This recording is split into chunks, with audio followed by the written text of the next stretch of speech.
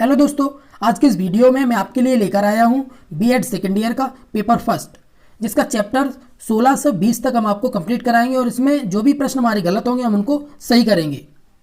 दोस्तों, अभी तक मैंने आपको 15 चैप्टर तक कंप्लीट करा दिए हैं। वहां तक अगर आपको कोई डाउट हो तो आप हमें कमेंट बॉक्स में पूछ सकते हैं।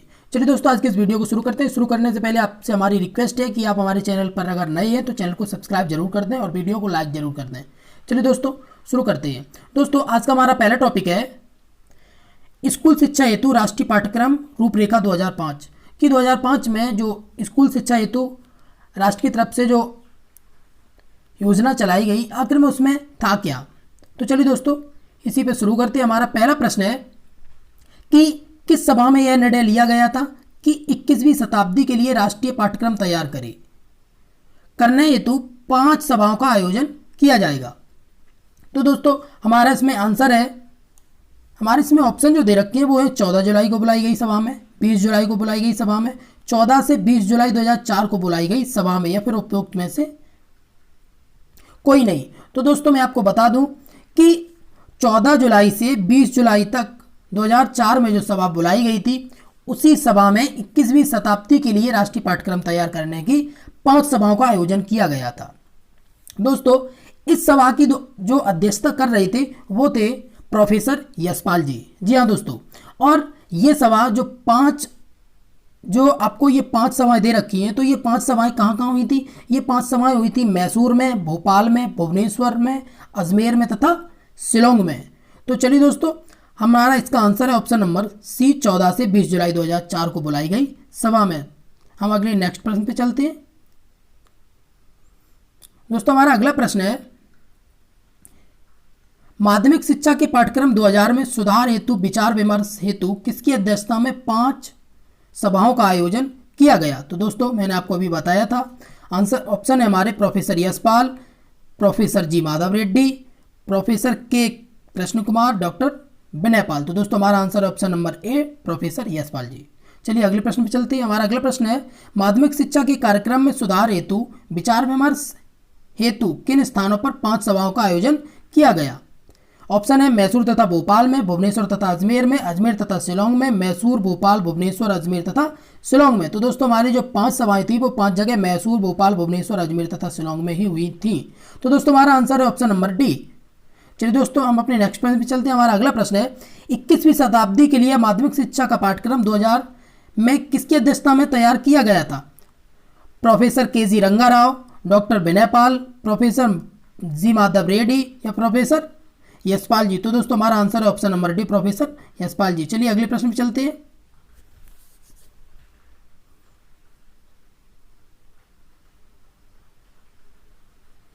दोस्तों, हमारा अगला प्रश्न है मानव संसाधन मंत्रालय द्वारा बुलाई गई किसकी कार्यकारिणी की सभा में राष्ट्रीय माध्यमिक शिक्षा के पाठ्यक्रम 2000 में सुधार करने के लिए विचार के विषय में विचार विमर्श किया गया। हमारे ऑप्शन है राष्ट्रीय अनुसंधान और प्रशिक्षण परिषद, केंद्रीय मंत्री परिषद, शिक्षा मंत्रालय, राष्ट्रीय माध्यमिक विद्यालय संघ।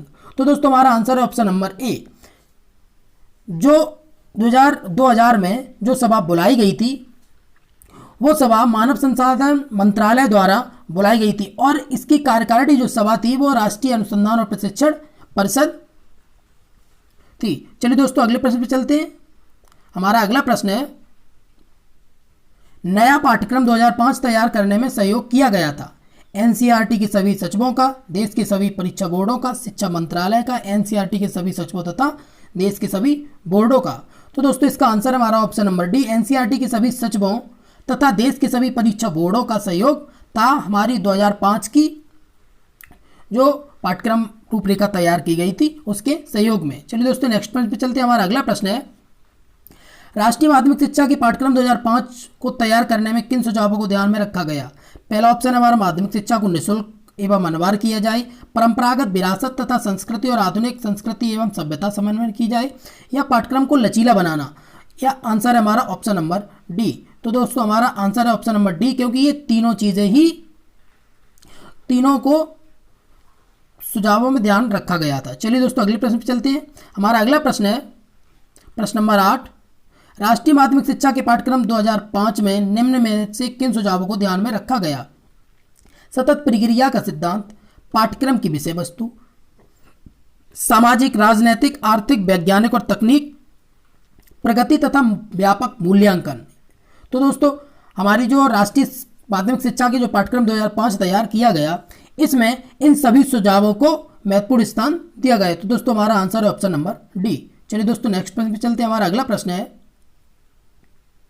राष्ट्रीय माध्यमिक शिक्षा के पाठ्यक्रम 2005 में जोर दिया गया है महिला, अनुसूचित जाति, अनुसूचित जनजाति, अंगहीन तथा आर्थिक रूप से पिछड़े और अल्पसंख्यक समुदाय सहित सभी को शिक्षा का समान अवसर देने पर, क्षेत्र, धर्म, जाति आदि के आधार पर किसी भी प्रकार का भेदभाव न रखने पर, कमजोर वर्गों को आर्थिक सामाजिक सुविधाएं देकर माध्यमिक और उच्च शिक्षा के लिए प्रोत्साहित करने पर। तो दोस्तों या फिर उपरोक्त सभी पर। हमारा आंसर है ऑप्शन नंबर डी, ये सभी थे इसमें। चलिए दोस्तों नेक्स्ट प्रश्न पे चलते हैं। हमारा अगला प्रश्न है, राष्ट्रीय माध्यमिक शिक्षा के पाठ्यक्रम 2005 में मूल्यांकन प्रणाली में सुधार किए गए। पहला है, क्या सुधार किया गया? निबंधात्मक प्रश्नों के स्थान पर लघुत्तरात्मक एवं वस्तुनिष्ठ प्रश्नों का समावेश हो। मतलब जो हमारे प्रश्न डिस्क्रिप्टिव थे उनको हम छोटा करें या फिर बहुविकल्पीय कर दें। चलिए दोस्तों अगले प्रश्न पे चलते। बहुविकल्पीय प्रश्नों का समावेश करना, क्योंकि जब जाहिर सी बात है जब हमारे जो डिस्क्रिप्टिव पेपर होंगे उनको जब हम लिखित जो परीक्षा होगी जब हम उसको चेंज करेंगे तो उसे बहुविकल्पीय में चेंज करेंगे, तो ये भी हमारा हो गया। रिक्त स्थान भरना, मौखिक प्रश्नों तथा दैनिक गतिविधियों को सम्मिलित करना। मौखिक रिक्त स्थान भी हो जाएगा इसमें, क्योंकि जो डिस्क्रिप्टिव होगा उसको हम रिक्त स्थान में भी परिवर्तित कर सकते हैं अगर उसका छोटा रूप चाहे तो। मौखिक प्रश्नों हम मौखिक कर सकते हैं। दैनिक गतिविधियों को सम्मिलित करना, जो दैनिक हमारी गतिविधियां उनको भी सम्मिलित किया जाए। तो दोस्तों हमारा आंसर ऑप्शन नंबर डी, उपरोक्त सभी। हम अपने नेक्स्ट पॉइंट पे चलते हैं। दोस्तों हमारा प्रश्न है 11। प्रश्न है, माध्यमिक शिक्षा पाठ्यक्रम 2005 को जोड़ा गया है उत्पादन, व्यवसाय और व्यापार, रोजगार, उपरोक्त सभी। तो दोस्तों हमारा आंसर है ऑप्शन नंबर डी। 2005 के शिक्षा पाठ्यक्रम में सभी को जोड़ा गया था, उत्पादन को, व्यवसाय और व्यापार को, रोजगार को, उपरोक्त सभी। ठीक है दोस्तों अगला हमारा प्रश्न है, नए पाठ्यक्रम में सम्मिलित किया गया है कृषि एवं फल उत्पादन, बागवानी एवं सब्जी उत्पादन, कार्यानुभव तथा हस्तकला, उपरोक्त सभी को। तो दोस्तों हमारा आंसर है ऑप्शन नंबर डी, उपरोक्त सभी को। कृषि एवं फल उत्पादन, क्योंकि जो नया पाठ्यक्रम था उसमें हमारे भारत की लगभग 75 पॉपुलेशन जो है, जो जनसंख्या है वो गांवों में निवास करती है। जब गांवों में निवास करती है तो गांवों के लिए जो रोजगार चाहिए उसके लिए कृषि एवं फल उत्पादन की शिक्षा का बहुत जरूरी होना है। बागवान एवं सब्जी उत्पादन और कार्यान्वयन एवं हस्तकला भी होना चाहिए। चलिए दोस्तों अगले प्रश्न पर चलते हैं। हमारा अगला प्रश्न है, जैकस डेलर की अध्यक्षता में जो शिक्षा नीति बनाई गई थी उसमें एकमात्र भारतीय शिक्षाविद कौन सम्मिलित थे?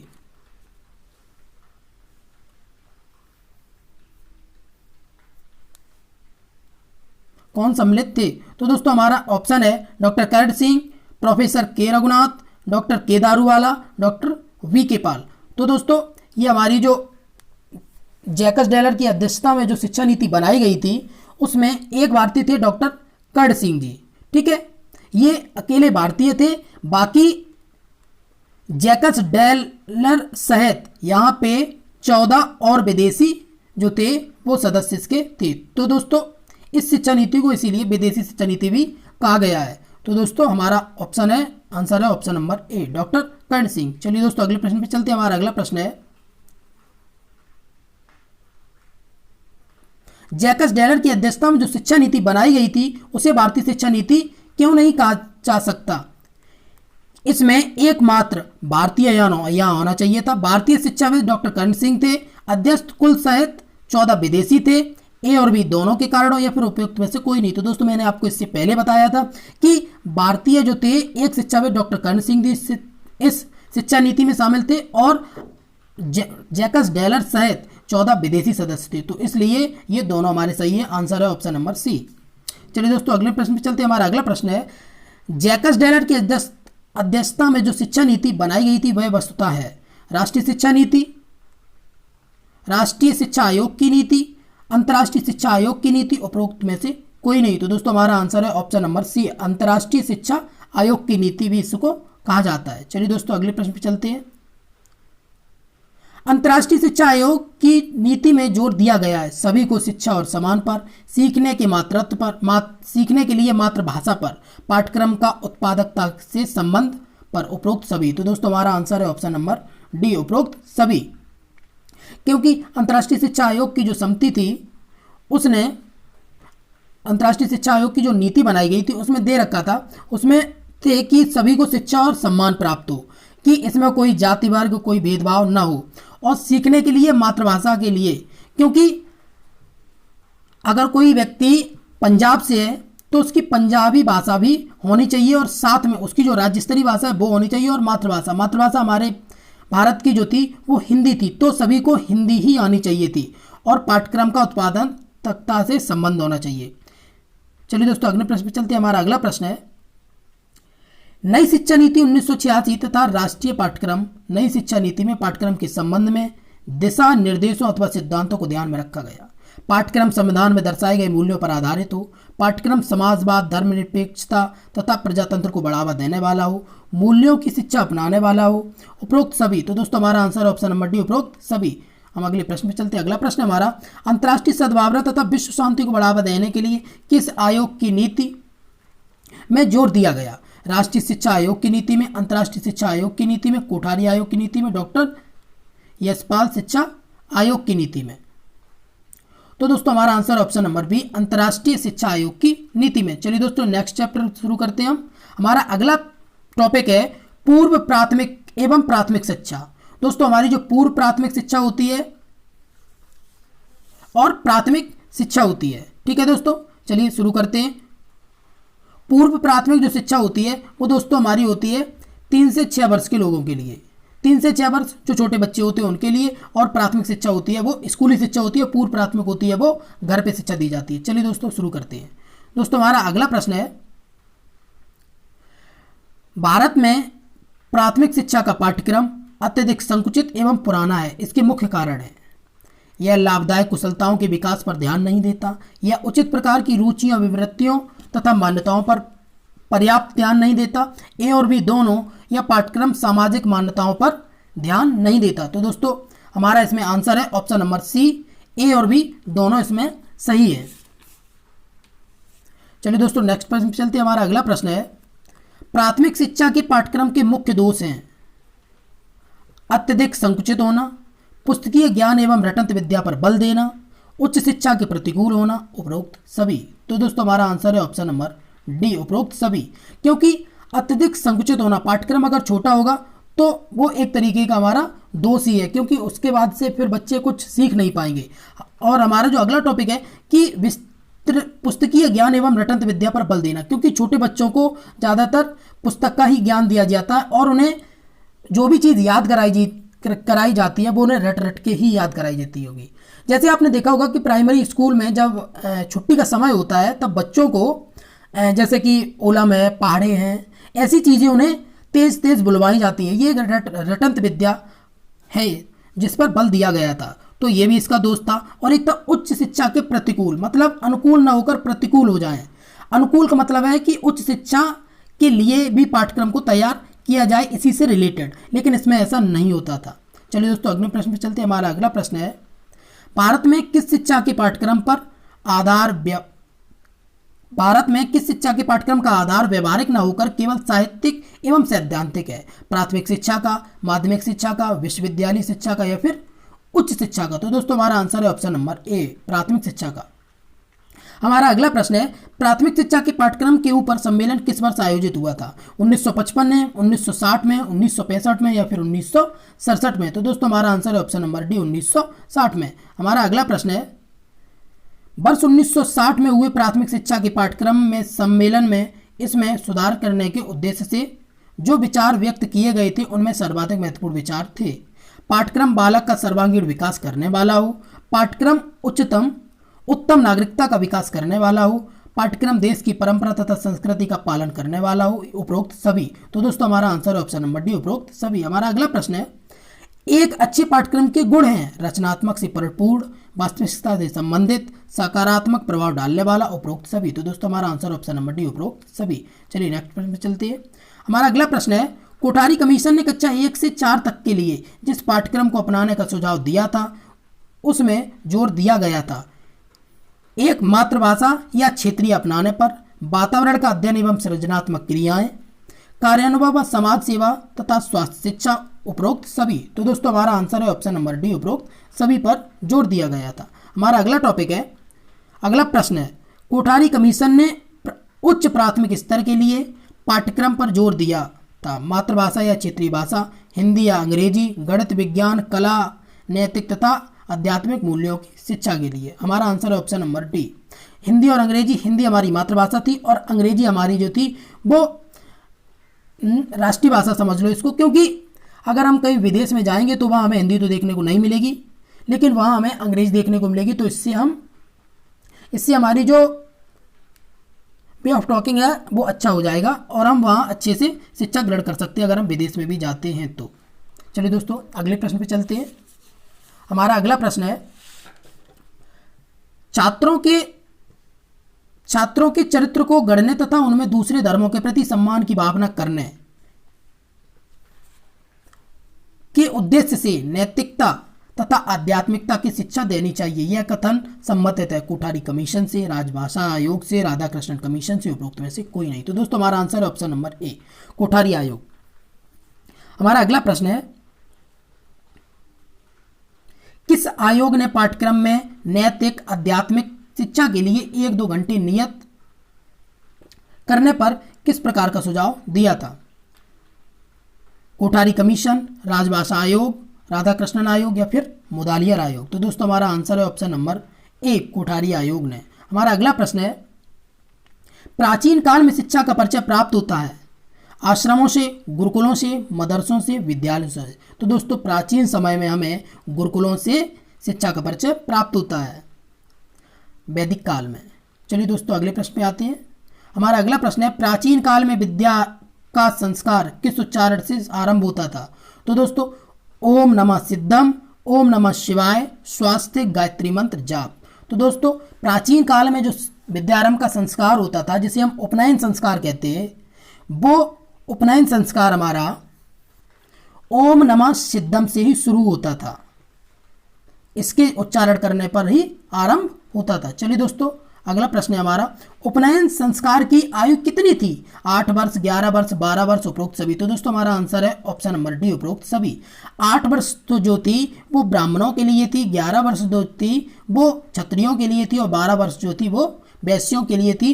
और शूद्रों को शिक्षा से वंचित रखा जाता था वैदिक काल में, जब बात की जाए उपनयन संस्कार की। चलिए दोस्तों अगले प्रश्न पे चलते हैं। हमारा अगला प्रश्न है, प्राचीन शिक्षा प्रणाली के पाठ्यक्रम में मुख्यतः कौन विषय शामिल थे? वेद, वेदांग एवं व्याकरण, साहित्य, छंद एवं निरुक्ता, कल्प, ज्योतिष, गणित तथा चिकित्सा, उपरोक्त सभी। तो दोस्तों हमारा आंसर है ऑप्शन नंबर डी, उपरोक्त सभी। हमारा अगला प्रश्न है, मुस्लिम काल में शिक्षा का मुख्य उद्देश्य था धर्म को साधना, नैतिकता को बढ़ावा देना, ज्ञान विज्ञान का यथेष्ट करना, भाषा एवं व्याकरण का ज्ञान। तो दोस्तों हमारा आंसर है ऑप्शन नंबर ए, धर्म को साधना। अगला प्रश्न है हमारा, भारत में शिक्षा पद्धति ने किस काल में नवीन शिक्षा ग्रहण किया? प्राचीन काल में, मुस्लिम काल में, फ्रेंच काल में, ब्रिटिश काल में। तो जब ब्रिटिश काल आया हमारा, उसी समय हमारी शिक्षा का नई दिशा मिली। चलिए दोस्तों अगले प्रश्न पे चलते हैं। हमारा अगला प्रश्न है, प्राथमिक शिक्षा के क्षेत्रों में मुख्यतः किन समस्याओं का सामना करना पड़ता है? प्रशासनिक समस्या का, वित्त या आर्थिक समस्या का, पाठ्यक्रम की समस्या का, उपरोक्त सभी। तो दोस्तों हमारा आंसर है ऑप्शन नंबर डी, उपरोक्त सभी समस्याओं का हमें सामना करना पड़ता है। अगला प्रश्न है हमारा, प्राथमिक शिक्षा के स्तर पर समय के दृष्टिकोण के मुख्य आधार हैं राष्ट्रीय लक्ष्यों की प्राप्ति, शैक्षिक सुधार, ज्ञान को इकाई मानना एवं अभिनव कार्यक्रम, उपरोक्त सभी। तो दोस्तों हमारा आंसर है ऑप्शन नंबर डी, उपरोक्त सभी। हम अपने नेक्स्ट टॉपिक पे चलते हैं। दोस्तों हमारा अगला टॉपिक है चैप्टर नंबर 18, टॉपिक है हमारा माध्यमिक शिक्षा, सेकेंडरी एजुकेशन।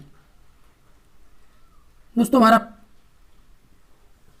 पहला प्रश्न है, माध्यमिक शिक्षा में कितने वर्ष के बालक बालिका शिक्षा प्राप्त करते हैं? 10 से 12 वर्ष, 12 से 14 वर्ष, 12 से 18 वर्ष या फिर 14 से 18 वर्ष। दोस्तों हमारा आंसर है ऑप्शन नंबर डी, 14 से 18 वर्ष।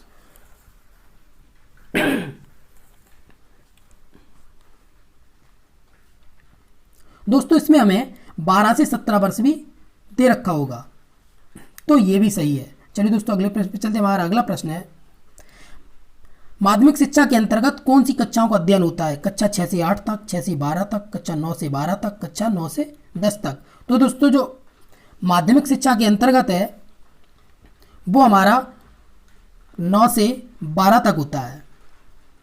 ये बात की जा रही है उच्चतर माध्यमिक शिक्षा की, ना कि पूर्व माध्यमिक शिक्षा की। अगर बात की जाए पूर्व माध्यमिक शिक्षा की तो वो होती है हमारी 6 से 8 होती है हमारी पूर्व माध्यमिक शिक्षा, और 9 से 12 होती है हमारी उच्चतर माध्यमिक शिक्षा। 3 वर्ष की ये और 4 वर्ष की ये शिक्षा। चलिए दोस्तों अगले प्रश्न में चलते हैं। हमारा अगला प्रश्न है, माध्यमिक शिक्षा का वह समय है जो सामान्यतः 12 से 17 वर्ष के वर्ग के बालकों के लिए होता है। यह कथन किसका है? डॉक्टर आर के सिंह का, डॉक्टर मुदालियर का, कार्टर जी गुड का, या फिर डॉक्टर राधाकृष्णन का। तो दोस्तों हमारा इसमें आंसर है ऑप्शन नंबर सी, कार्टर जी गुड का। हमारा अगला प्रश्न है, माध्यमिक शिक्षा का कार्य प्रत्यक्ष रूप से किसके द्वारा नियंत्रित होता है? शिक्षा सचिव के द्वारा, केंद्रीय शिक्षा परामर्शदाता मंडल के द्वारा, अखिल भारतीय प्राथमिक परिषद के द्वारा, शिक्षा समिति के द्वारा। तो दोस्तों हमारा इसमें आंसर है ऑप्शन नंबर ए, शिक्षा सचिव के द्वारा। हमारा अगला प्रश्न है, राष्ट्रीय शैक्षिक अनुसंधान एवं प्रशिक्षण परिषद का पुनर्गठन कब हुआ? 1968 में, 1969 में, 1970 में, 1971 में। तो दोस्तों हमारा आंसर है 1969 में। हमारा नेक्स्ट प्रश्न में, माध्यमिक शिक्षा के प्रारूप के अंतर्गत कितने स्तर हैं? तो 1 स्तर, 2 स्तर, 3 स्तर, 4 स्तर। तो दोस्तों हमारा आंसर है इसमें 2 स्तर हैं। 2 स्तर कौन कौन से? एक है पूर्व माध्यमिक और एक है उच्चतर माध्यमिक। हमारा अगला प्रश्न है, 10 वर्ष बाद हाई स्कूल की परीक्षा होनी चाहिए, यह कथन किसने कहा था? माध्यमिक शिक्षा आयोग का है, राधाकृष्णन आयोग का है, कोठारी आयोग का है, या केंद्रीय शिक्षा परिषद का है? तो दोस्तों हमारा आंसर है इसमें ऑप्शन नंबर ए, माध्यमिक शिक्षा आयोग का। हमारा अगला प्रश्न है, माध्यमिक शिक्षा आयोग ने निम्नलिखित में से किस शिक्षा संरचना का सुझाव दिया? 5+2, 10+2, 11+3 या 10+2+3? तो दोस्तों हमारा आंसर है ऑप्शन नंबर डी, 10+2+3। दोस्तों हमारा अगला प्रश्न है, माध्यमिक शिक्षा आयोग ने माध्यमिक स्तर पर किन आंतरिक विषयों को अनिवार्य बनाने की सिफारिश की? भाषा को, सामाजिक अध्ययन को, गणित को। भाषाएं, सामाजिक, गणित, सामान्य विज्ञान। तो दोस्तों हमारा आंसर है ऑप्शन नंबर डी, भाषाएं, सामाजिक, गणित, सामान्य विज्ञान। हमारा अगला प्रश्न है, बहुउद्देशीय विद्यालय तथा विभिन्नीकरण पाठ्यक्रम की सिफारिश किस आयोग ने की? प्राथमिक शिक्षा आयोग ने, कुठारी आयोग ने, मुदालियर आयोग ने, या फिर सैडलर आयोग ने? तो दोस्तों हमारा आंसर है ऑप्शन नंबर सी, मुदालियर आयोग ने। हमारा अगला प्रश्न है, हमारी शिक्षा व्यवस्था में हमारी माध्यमिक शिक्षा सबसे निर्बल कड़ी है और उसमें शीघ्र सुधार की आवश्यकता है, यह कथन किसने कहा? कार्टर जी गुड का है, डॉक्टर आर के सिंह का है, मुदालियर आयोग का, इनमें से कोई नहीं। तो दोस्तों हमारा आंसर है ऑप्शन नंबर सी, मुदालियर आयोग ने कहा कि हमारी शिक्षा व्यवस्था में हमारी माध्यमिक शिक्षा सबसे निर्बल कड़ी है और इसमें शीघ्र सुधार की आवश्यकता है। हमारा अगला प्रश्न है, माध्यमिक शिक्षा के सुधार के लिए ताराचंद समिति का गठन कब किया गया? सन 1948 में, 1950 में, 1952 में, 1954 में और 1986 में। तो दोस्तों हमारा आंसर है ऑप्शन नंबर ए, 1948 में ताराचंद समिति का गठन किया गया। दोस्तों हमारा नेक्स्ट प्रश्न है,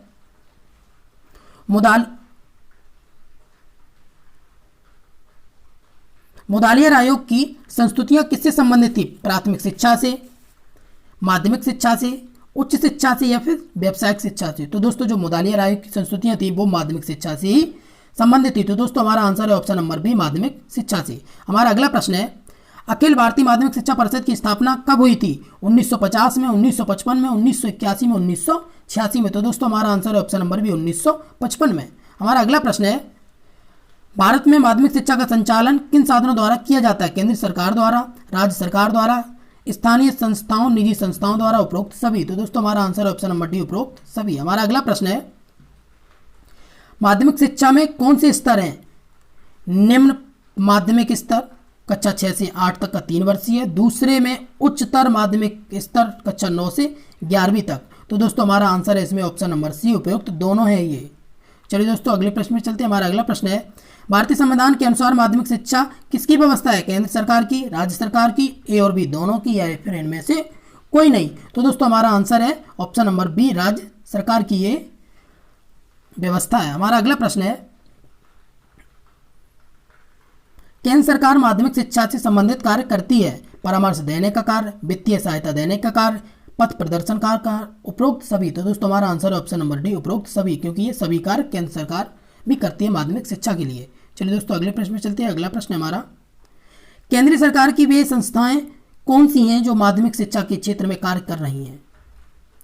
शैक्षिक एवं व्यावसायिक निर्देशन ब्यूरो, केंद्रीय माध्यमिक शिक्षा परिषद, राष्ट्रीय शिक्षण अनुसंधान एवं प्रशिक्षण समिति, उपरोक्त सभी। तो दोस्तों हमारा आंसर है ऑप्शन नंबर डी, उपरोक्त सभी। दोस्तों हमारा अगला प्रश्न है, शैक्षिक एवं व्यावसायिक निर्देशन का कार्य है निर्देशन की सेवाओं की प्रगति, गैर जागरूकता उत्पन्न करना, व्यावसायिक निर्देशन की सामग्री जुटाना, निर्देशन एवं संबंधित साहित्य तैयार करना। तो दोस्तों हमारा आंसर है ऑप्शन नंबर डी, ये तीनों है। हमारा अगला प्रश्न है, केंद्रीय विद्यालयों की क्रिया किसने कार्यान्वित की? भारत सरकार ने, राज्य सरकार ने, स्थानीय संस्थाओं ने या फिर उपरोक्त सभी ने? तो दोस्तों ये की थी भारत सरकार ने। आंसर है हमारा ऑप्शन नंबर ए। हमारा अगला प्रश्न है, केंद्रीय माध्यमिक परिषद कौन सी परीक्षा लेती है? अखिल भारतीय उच्चतर माध्यमिक, उच्चतर माध्यमिक त्रिवर्षीय कोर्स, उच्चतर माध्यमिक एक वर्षीय कोर्स या फिर उपरोक्त सभी? तो दोस्तों केंद्रीय माध्यमिक परिषद जो है वो ये तीनों की परीक्षाएं लेती है। हमारा आंसर है ऑप्शन नंबर डी। अगला प्रश्न है हमारा, राष्ट्रीय शिक्षण अनुसंधान एवं प्रशिक्षण परिषद में कौन सी निकाय है? राष्ट्रीय शिक्षा संस्थान, केंद्रीय शिक्षा संस्थान, क्षेत्रीय प्रशिक्षण कॉलेज, उपरोक्त सभी? तो दोस्तों हमारा आंसर है ऑप्शन नंबर डी, ये सभी परिषद शामिल हैं, सभी निकाय। अगला प्रश्न है हमारा, राष्ट्रीय शिक्षण संस्थान कहाँ स्थित है? मुंबई में, दिल्ली में, कलकत्ता में या फिर चेन्नई में? तो दोस्तों हमारा आंसर है दिल्ली में, ऑप्शन है बी। अगला प्रश्न है हमारा, राष्ट्रीय शिक्षण संस्थान कितने विभागों के जरिए कार्य करता है? 4 विभाग, 5 विभाग, 6 विभाग, 7 विभाग? तो दोस्तों हमारा आंसर है इसमें 6 विभाग। अगला प्रश्न है हमारा, वैज्ञानिक शिक्षा विभाग किस निकाय के अंतर्गत है? राष्ट्रीय शिक्षा संस्थान के, क्षेत्रीय प्रशिक्षण कॉलेज के, केंद्रीय संस्थान के, इनमें से कोई नहीं? तो दोस्तों हमारा आंसर है ऑप्शन नंबर ए, राष्ट्रीय शिक्षा संस्थान के अंतर्गत आती है हमारी कौन सी? वैज्ञानिक शिक्षा। चलिए दोस्तों अगले प्रश्न पे चलते हैं हम। हमारा अगला टॉपिक है उच्च शिक्षा, जिसे हम हायर एजुकेशन के भी नाम से जानते हैं। चलिए दोस्तों इसके भी प्रश्न को हम सॉल्व कर लेते हैं। दोस्तों हमारा पहला प्रश्न है, उच्च शिक्षा के लिए कलकत्ता मदरसा की स्थापना कब की गई? डेट है हमारी 1751, 1781, 1761, 1791। तो दोस्तों हमारा आंसर है ऑप्शन नंबर बी, 1781 में। ये सब पहली यूनिट से प्रश्न बनेंगे अब इसमें। चलिए दोस्तों शुरू करते हैं। कलकत्ता मदरसा की स्थापना किसने की? लॉर्ड क्लाइव ने, वारेन हेस्टिंग्स ने, लॉर्ड कैनिंग ने, इनमें से कोई नहीं? तो दोस्तों हमारा आंसर है option number B, Warren Hastings ने। हमारा अगला प्रश्न है, जल्दी जल्दी कर लेते हैं क्योंकि ये पहले से पढ़े हुए। कलकत्ता मदरसा में कौन सा पाठ्यक्रम पढ़ाया जाता था? मुस्लिम शिक्षा, उच्च शिक्षा का पाठ्यक्रम, इंग्लैंड की उच्च शिक्षा का पाठ्यक्रम, उपयुक्त ए और बी दोनों या फिर इनमें से कोई नहीं? तो दोस्तों हमारा आंसर है ऑप्शन नंबर सी, ए और बी दोनों। ईस्ट इंडिया कंपनी ने बनारस संस्कृत कॉलेज की स्थापना कब की? 1761 में, 1781 में, 1771 में, 1791 में? तो दोस्तों हमारा आंसर है ऑप्शन नंबर बी, डी, 1791 में। अगला प्रश्न है हमारा, फोर्ट विलियम कॉलेज की स्थापना कब की गई? 1700 में, सन 1700 में, 1700 ईस्वी में, 1751 ईस्वी में, 1800 में, 1851 ईस्वी में? तो दोस्तों हमारा आंसर है ऑप्शन नंबर सी, 1800 ईस्वी में। हमारा अगला प्रश्न है, सर्वप्रथम विश्वविद्यालय की स्थापना का सुझाव किसने दिया? लॉर्ड मैकाले ने, चार्ल्स वुड ने, विलियम बेंटिक ने या फिर विलियम हंटर ने? तो दोस्तों हमारा आंसर है option number B, Charles Wood ने दिया था सर्वप्रथम ये सुझाव कि हमारे देश में विश्वविद्यालय की स्थापना होनी चाहिए। चलिए दोस्तों अगले प्रश्न में चलते हैं। हमारा अगला प्रश्न है, लंदन विश्वविद्यालय के आधार पर किन विश्वविद्यालयों की स्थापना की गई? कलकत्ता विश्वविद्यालय की, बम्बई विश्वविद्यालय की, मद्रास विश्वविद्यालय की, उपरोक्त सभी? तो दोस्तों ये तीनों विश्वविद्यालय की स्थापना जो है वो लंदन विश्वविद्यालय के आधार पर की गई थी। हमारा आंसर है ऑप्शन नंबर डी। हमारा अगला प्रश्न है, भारतीय शिक्षा आयोग की नियुक्ति कब की गई? 1880 में, 1850 में, 1864 में या फिर 1882 में? दोस्तों हमारा आंसर है ऑप्शन नंबर डी, 1882 में। चलिए दोस्तों अगले प्रश्न पर चलते हैं। अगला प्रश्न हमारा, भारतीय शिक्षा आयोग की नियुक्ति किसने की? कोठारी जी ने, विलियम हंटर ने, राधाकृष्णन ने या फिर मुदालियर जी ने? तो दोस्तों हमारा आंसर है option number B, William Hunter ने। हमारा अगला प्रश्न है, भारतीय विश्वविद्यालय अधिनियम कब पारित हुआ? 1901 में, 1902 में, 1904 में, 1905 में? तो दोस्तों हमारा आंसर है ऑप्शन नंबर सी, 1904 में। हमारा अगला प्रश्न है, कलकत्ता विश्वविद्यालय आयोग की नियुक्ति कब हुई? 1915 में, 1916 में, 1917 में, 1918 में? तो दोस्तों हमारा आंसर है 1917 में कलकत्ता विश्वविद्यालय आयोग की नियुक्ति हुई। दोस्तों हम अगले नेक्स्ट प्रश्न पे चलते हैं अपने। हमारा अगला प्रश्न है, उच्च शिक्षा के प्रसार पर नियंत्रण रखने हेतु हरटॉग समिति की नियुक्ति कब हुई? 1925 में, 1927 में, 1928 में और 1929 में। तो दोस्तों हमारा आंसर है 1929 में। हमारा अगला प्रश्न है, विश्वविद्यालय अनुदान समिति की स्थापना का सुझाव किसने दिया? सर सार्जेंट ने, सर विलियम हंटर ने, दौलत सिंह कोठारी ने या माइकल सैडलर ने? तो दोस्तों हमारा आंसर है इसमें ऑप्शन नंबर ए, सार्जेंट ने। हमारा अगला प्रश्न है, विश्वविद्यालय अनुदान समिति की नियुक्ति कब हुई? 1942 में, 1945 में, 1950 में, 1954 में। तो दोस्तों मैं आपको बता दूं कि विश्वविद्यालय अनुदान समिति की जो नियुक्ति हुई वो 1946 में हुई थी। अब अगर इसमें 1946 नहीं दे रखा है तो हम इससे रिलेट कर लेंगे और हम इसमें 1945 इसको सही कर देंगे, लेकिन इसका अगर सही समय पूछा जाए तो 1946 है। अगर आपको 1945 1946 चूज करने को आए तो आप 1946 को चूज करना। ठीक है दोस्तों, एक बात और बता देता हूं कि विश्वविद्यालय अनुदान समिति को सन 1953 में विश्वविद्यालय अनुदान आयोग नाम दिया गया। चलिए दोस्तों अगले प्रश्न पर चलते हैं। हमारा अगला प्रश्न है, विश्वविद्यालय शिक्षा आयोग की स्थापना कब हुई? 1945 में, 1948 में, 1952 में या फिर 1954 में? तो दोस्तों हमारा आंसर इसमें ऑप्शन नंबर बी, 1948 में विश्वविद्यालय शिक्षा आयोग की स्थापना हुई। हमारा अगला प्रश्न है, विश्वविद्यालय शिक्षा आयोग की नियुक्ति किसकी अध्यक्षता में की गई? Doctor Mudaliar, doctor S Radhakrishnan, William Hunter या फिर कोठारी? तो दोस्तों हमारा आंसर है option number B, doctor S Radhakrishnan की अध्यक्षता में विश्वविद्यालय शिक्षा आयोग की नियुक्ति की गई। हमारा अगला प्रश्न है, विश्वविद्यालय अनुदान समिति को विश्वविद्यालय अनुदान आयोग का दर्जा कब प्राप्त हुआ? तो दोस्तों मैंने आपको पहले ही बताया था ये 1953 में। तो हम 1953 से रिलेट कर लेंगे 28 दिसंबर 1953 को हमारा इसमें अनुदान आयोग का दर्जा प्राप्त हुआ। किसको? विश्वविद्यालय अनुदान समिति को। चलिए दोस्तों अगले प्रश्न में चलते हैं। हमारा अगला प्रश्न है, विश्वविद्यालय की उपाधियां सरकारी नौकरियों के लिए पासपोर्ट थी। शिक्षा छात्रों को नौकरी के लिए न कि जीवन के लिए तैयार करने के समिति उद्देश्य से प्रदान की जाती है। ये बात किसने कही है? आर के मुखर्जी ने, गुन्नार मिर्डल ने, गांधी जी का या फिर सैदन का? तो दोस्तों हमारा आंसर है option number B, Gunnar Myrdal ने कहा कि विश्वविद्यालय की उपाधियां सरकारी नौकरियों के लिए पासपोर्ट थी। शिक्षा छात्रों की नौकरी के लिए न कि जीवन के लिए तैयार करने की समिति उद्देश्य से प्रदान की जाती है। चलिए दोस्तों अगले प्रश्न में चलते हैं। हमारा अगला प्रश्न है, सन 1991 ईस्वी तक भारत में कितने विश्वविद्यालय थे? 175 विश्वविद्यालय, 180 विश्वविद्यालय, 184, 188? तो दोस्तों इसमें हमारा आंसर है ऑप्शन नंबर सी, 184 विश्वविद्यालय थे। हम अपने नेक्स्ट प्रश्न पे चलते हैं। हमारा अगला प्रश्न है, सन 1991 ईस्वी तक भारत में कितने महाविद्यालय सामान्य एवं तकनीक थे? 5000 महाविद्यालय, 6000 महाविद्यालय, 6324 महाविद्यालय, 7000 महाविद्यालय? तो दोस्तों हमारा आंसर है 6324 महाविद्यालय, ऑप्शन नंबर सी। हमारा अगला प्रश्न है, महाविद्यालयों के अतिरिक्त कितने भारतीय प्रौद्योगिक संस्थानों की स्थापना की गई? 2 संस्थान, 3 संस्थान, 4 संस्थान या फिर 5 संस्थान? तो दोस्तों हमारा आंसर है ऑप्शन नंबर डी, 5 संस्थानों की स्थापना की गई। हमारा अगला प्रश्न है, सर्वप्रथम IIT संस्थान किन शहरों में खोले गए? दिल्ली में, कानपुर में, मद्रास, खड़गपुर में या उपरोक्त सभी? तो दोस्तों हमारा आंसर है ऑप्शन नंबर डी, उपरोक्त सभी। हमारा अगला प्रश्न है, भारतीय विश्वविद्यालय को कितने आधारों पर स्थापित किया गया? स्थापना के आधार पर, संगठन के आधार पर, शिक्षा प्रक्रिया के आधार पर, उपयुक्त सभी? तो दोस्तों हमारा इसमें आंसर है ऑप्शन नंबर डी, उपयुक्त सभी। हमारा अगला प्रश्न है, स्थापना के आधार पर कितने विश्वविद्यालय हैं? केंद्रीय विश्वविद्यालय, प्रांतीय विश्वविद्यालय, उपयुक्त दोनों या फिर संबद्ध विश्वविद्यालय? तो दोस्तों हमारा आंसर है इसमें ऑप्शन नंबर सी, उपयुक्त दोनों है, ये केंद्रीय विश्वविद्यालय और प्रांतीय विश्वविद्यालय। हमारा अगला प्रश्न है, केंद्रीय विश्वविद्यालय की स्थापना, उनका संचालन तथा नियंत्रण किसके अधीन होता है? राज्य सरकार की, केंद्र सरकार के, स्थानीय संस्थाओं के, उपयुक्त में से कोई नहीं? तो दोस्तों हमारा आंसर है इसमें केंद्र सरकार के अधीन होता है। अगला प्रश्न है हमारा, संगठन के आधार पर विद्यालयों को कितनी श्रेणी में बांटा जा सकता है? आवासीय विद्यालय में, संबद्ध विश्वविद्यालय में, आवासीय संबद्ध विश्वविद्यालय में, उपयुक्त सभी? तो दोस्तों हमारा आंसर है ऑप्शन नंबर डी, सभी में बांटा जा सकता है। दोस्तों हमारा अगला टॉपिक है अध्यापक शिक्षा, चैप्टर नंबर 20। इसके भी प्रश्नों को हम सॉल्व कर लेते हैं। दोस्तों हमारा पहला प्रश्न है, कोठारी आयोग द्वारा अध्यापक मंडल के विकास के लिए सुझाव दिए गए थे।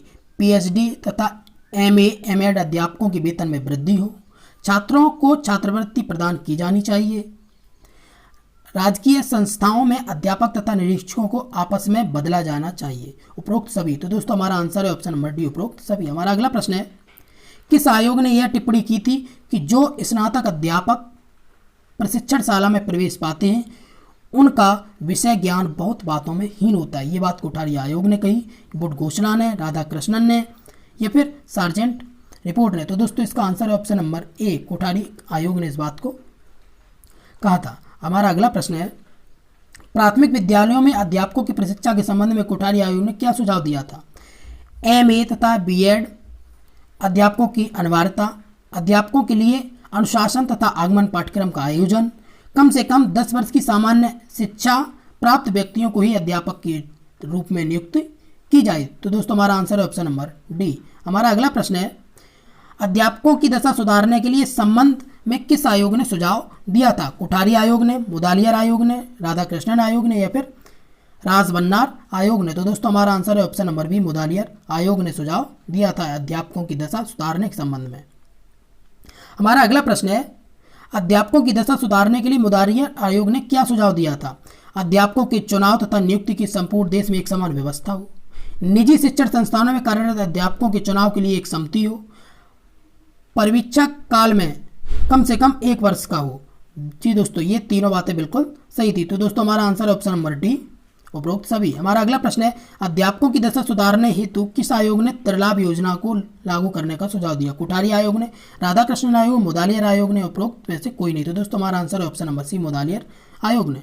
हमारा अगला प्रश्न है, अध्यापकों की कठिनाई के निवारण हेतु किस आयोग ने पंचमंडल की सिफारिश की? तो दोस्तों हमारे इसमें ऑप्शन है मुदालियर आयोग ने, राधाकृष्णन आयोग ने, कोठारी आयोग ने, उपरोक्त में से कोई नहीं। तो दोस्तों हमारा आंसर इसमें ऑप्शन नंबर है, मुदालियर आयोग ने सिफारिश की थी। हमारा अगला प्रश्न है, अध्यापकों के बच्चों के लिए निःशुल्क शिक्षा की सिफारिश की गई है? कोठारी आयोग द्वारा, राजबन्नार आयोग द्वारा, मुदालियर आयोग द्वारा या फिर राधाकृष्णन आयोग द्वारा? तो दोस्तों हमारा आंसर है इसमें ऑप्शन नंबर ए, कोठारी आयोग द्वारा। दोस्तों हमारा अगला प्रश्न है,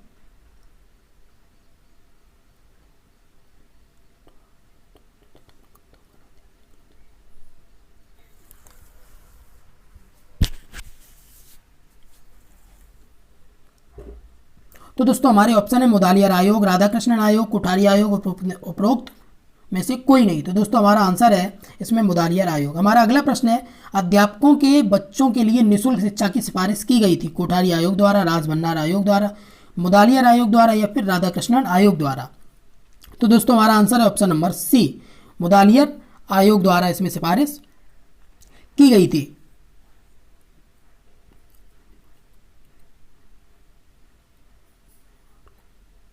हमारा अगला प्रश्न है, किस आयोग ने सिफारिश किया था कि सघन कॉलेजों की स्थापना ऐसी जगह की जानी चाहिए जहां सभी स्तरों पर अध्यापकों को तैयार किया जा सके? कोठारी आयोग, मुदालियर आयोग, राधाकृष्णन आयोग, उपरोक्त किसी ने नहीं। तो दोस्तों हमारा आंसर है इसमें ऑप्शन नंबर ए, कोठारी आयोग ने सिफारिश की थी। चलिए दोस्तों हमारा अगला प्रश्न है, किस आयोग में कम से कम आधे अध्यापकों के लिए आवासीय सुविधा उपलब्ध करवाने की सिफारिश की गई थी? राधाकृष्णन आयोग, कोठारी आयोग, मुदालियर आयोग या फिर शिक्षा मंत्रालय भारत सरकार द्वारा? तो दोस्तों हमारा आंसर है इसमें ऑप्शन नंबर बी, कोठारी आयोग द्वारा। हमारा अगला प्रश्न है, मुदालियर आयोग ने शिक्षा की दशा सुधारने हेतु किन सुझावों को कार्यान्वित करने का सुझाव दिया था? तो दोस्तों हमारे इसमें ऑप्शन है, प्राथमिक विद्यालयों में योग्य तथा प्रशिक्षित व्यक्तियों को प्रधान अध्यापक व निरीक्षक के नियुक्ति पर, ट्रेंड ग्रेजुएट को पोस्ट ग्रेजुएट ग्रेड देना, अग्रिम वेतनमान की व्यवस्था करना, उपरोक्त सभी। तो दोस्तों हमारा आंसर है इसमें ऑप्शन नंबर डी, उपरोक्त सभी। हमारा अगला प्रश्न है, प्रश्न नंबर 12, किस आयोग ने सेवानिवृत्त की आयु स्कूलों में 60 वर्ष, कॉलेजों में 65 वर्ष 65 ईयर्स सिफारिश करने की क्रियान्वयन को कहा था? मुदालियर आयोग ने, कोठारी आयोग ने, राधाकृष्णन आयोग, उपरोक्त में से सभी ने। तो दोस्तों हमारा इसमें आंसर है ऑप्शन नंबर ए, मुदालियर आयोग ने इस बात की सिफारिश की थी। चलिए दोस्तों अगले प्रश्न में चलते हैं। हमारा अगला प्रश्न है, शिक्षा को विश्वविद्यालय के बौद्धिक जीवन की मुख्य प्रवाह में लेना चाहिए, यह कथन है? कोठारी आयोग का, राजबन्नार आयोग का, मुदालियर आयोग का, उपरोक्त में से कोई नहीं। तो दोस्तों हमारा इसमें आंसर है ऑप्शन नंबर ए, कोठारी आयोग ने। हमारा अगला प्रश्न है, कोठारी आयोग ने शिक्षा के अलगाव का मुख्य कारण किसे माना है? प्रशिक्षण संस्थाओं का संपर्कहीन, प्रशिक्षण संस्थाओं की अधिकता, प्रशिक्षण संस्थाओं की कमी, उपरोक्त सभी। तो दोस्तों हमारा इसमें आंसर है ऑप्शन नंबर ए, प्रशिक्षण संस्थाओं का संपर्कहीन होना। अगला प्रश्न है हमारा, कोठारी आयोग ने शिक्षक तथा शिक्षा के अलगाव को दूर करने के लिए क्या सुझाव दिए? सभी क्षेत्रों में शिक्षा के आधारभूत सिद्धांतों का समन्वय, प्रत्येक विश्वविद्यालय में शिक्षा संस्थान खोला जाना चाहिए, शिक्षा संबंधी विभिन्न शोधकर्ताओं को बढ़ावा देना चाहिए, उपरोक्त सभी। तो दोस्तों हमारा आंसर है ऑप्शन नंबर डी, उपरोक्त सभी। हमारा अगला प्रश्न है, किस आयोग ने सर्वांगपूर्ण महाविद्यालयों की स्थापना पर बल दिया था? कोठारी आयोग ने, राधाकृष्णन आयोग ने, मुदालियर आयोग ने, या फिर उपरोक्त में से कोई नहीं? तो दोस्तों हमारा आंसर है ऑप्शन नंबर ए, कोठारी आयोग ने। दोस्तों इसी के साथ हमारा आज का टॉपिक खत्म होता है।